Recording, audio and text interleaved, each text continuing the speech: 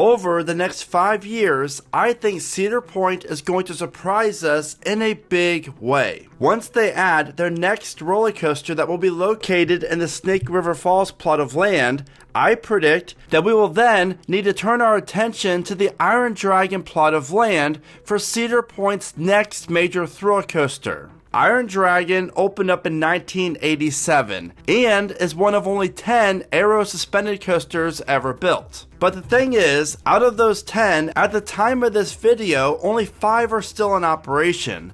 And with the rumors swirling around about the future of the Bat at Kings Island and Ninja at Six Flags Magic Mountain, that number appears to be dwindling very soon, which is why I think Cedar Point has eyes on this piece of real estate for what could become one of their most twisted roller coasters yet, Dragon's Fury. An Intamin multi-launch coaster that features 5 inversions, a top speed of 68 miles an hour, a ton of airtime, and so much more. Think something like Velocicoaster, but without all the crazy expensive theming.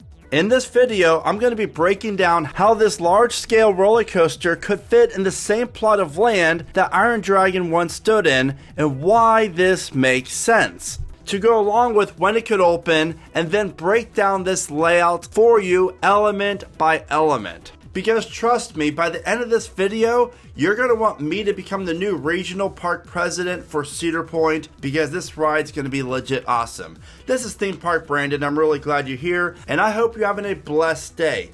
So let's begin, and you're probably wondering why Intamin? Cedar Fair does not like working with Intamin. Well, that was true, but now that the companies merged and things are shifting more towards the Six Flags direction of things, who knows? And no one really knows. That's the beauty of this. And with Intamin's proven track record of success with all these major large-scale multi-launch coasters, there's never been a better time for something like this. And I really like what Intamin has done, and I think this style of ride, even though people would possibly compare it to Maverick, there's so many cool things Intamin could do with this to make it really stand out from Maverick, and that's why I'm so intrigued by this, and I think you will be as well. So I think that whatever comes in 2027 is going to be more or less a family coaster, hopefully in the Snake River Falls plot of land. And then maybe this opens up in 2030 and definitely be more thrill scaled. This area is a very nice piece of real estate, and why I'm so intrigued by it is because of the location.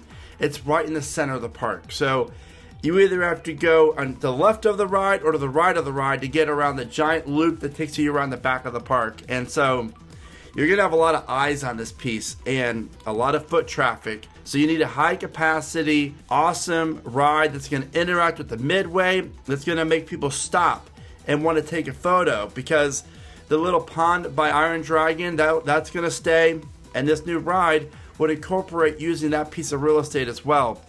Again, there's so many cool things Cedar Point could do with this piece of real estate. And if you look at the aerial maps right here, Iron Dragon really does take up a decent chunk of land. I mean, obviously with Rougarou and Top Thrill 2 kind of squeezing it in a little bit, it is a little bit of a tricky build, but Iron Dragon goes underneath Rougarou. So I predict that this ride could very well do the same. So, you know, there's so many cool things, again, that Intamin or whoever builds this could really do. But first, before I break down more as far as the location and the layout of the ride and everything else, a couple things. First, I have memberships now on my channel again. If you want to become a Keep Riding Coasters member, it's $4.99 a month. We get Zoom calls, we get early access to videos and priority comments in the comment section, as well as I'm doing more live streams. I really appreciate all the support. If you want to become a member, I really appreciate that. If not, that's totally cool as well. Also, Keep Riding Coasters merch. Check out keepridingcoasters.com for all sorts of great coaster merch that I design myself. Again, I appreciate all the support. So, this ride, located right in the center of the park, would do huge things for Cedar Point. And again, with the family coaster, the Wild Mouse opening up in 2003, Top Thrill in 2004, 2023, Top Thrill 2 in 2024, and then Siren's Curse in 2025. I guess it's kind of bold for me to assume that Cedar Point will go coaster in 27, then 2030, but that's where I'm leaning, guys. With the Snake River Falls clearing of land, I don't think that's going to be left untouched for too long. And it's just, Cedar Point's a different breed too. I know they let the Vortex plot of land at Kings Island sit forever. It seems like Carowinds, the Nighthawk plot of land, might sit for 4 or 5 years, untouched. But Cedar Point, again, it's on a different level. It's a destinational park. People go there as far as a vacation, so they need to always continue on enhancing the park. And just looking at this giant piece of land at Cedar Point, it's not the best impression in my opinion, at least. So I hope I'm right. I could very well be wrong. But as far as this layout, why I came up with the name Dragon's Fury is because obviously it pays homage to Iron Dragon, and the Fury part, obviously Fury 325, and we have seen obviously Cedar Fair, Six Flags reuse parts of names before. I mean, look at Alpine Fury at Canada's Wonderland. But this ride, and they praised it too, it could be a premier launch coaster as well. There's so many different manufacturers who could build this, but I love Intamin. I just rode Velocicoaster a bunch of times again. It's just, that's what I would love to see, something like that. But enough of that. Let's get into this layout because I think you're really going to like it here. So starting off with the overall layout. So this is the station area as well as the maintenance area. As you can see, the fast lane line, the regular queue line, the exit, etc. It's going to dump you out right in front of Siren's Curse, which is really cool. Be a nice play off of that. And then obviously you see the Top Thrill 2 spike here. So I drew that out so you kind of see a reference point of where that would be located at, because Google Maps have not been updated yet. But the ride starts out with a 180-degree turn as you enter the first launch. That launch is going to take you up into a ginormous Batwing element. I really like this because this is really what's going to be the photo stopper of the ride. Like, oh, I need to take a great photo of this. I loved how Vortex at Kings Island had the same type of element right next to the midway. This time it'll be located right over the water, and it's going to feature 2 inversions. Then from exiting that element, you're going to go right into a sharp, pretty low, not really that tall, overbank turn. And that overbank turn, because the first launch is going to launch you around 60 miles an hour. And then after the overbank turn, you're going to go into 2 airtime hills featuring ejector airtime. So you have the 2 airtime hills. Then you're going to dive into a very high-speed, low-to-ground turn that takes you right behind the Top Thrill 2 photo booth. From there, it's going to have you go into a barrel roll that's located right off the water. Think the Mosasaurus roll, guys. And then it's going to feature some quick low-to-the-ground turns into that takes you right onto the island, per se. That's right where Rougarou stands as Top Thrill 2. Then you're going to feature a low-to-the-ground helix that's going to run you right into the mid-course brake run into the second launch.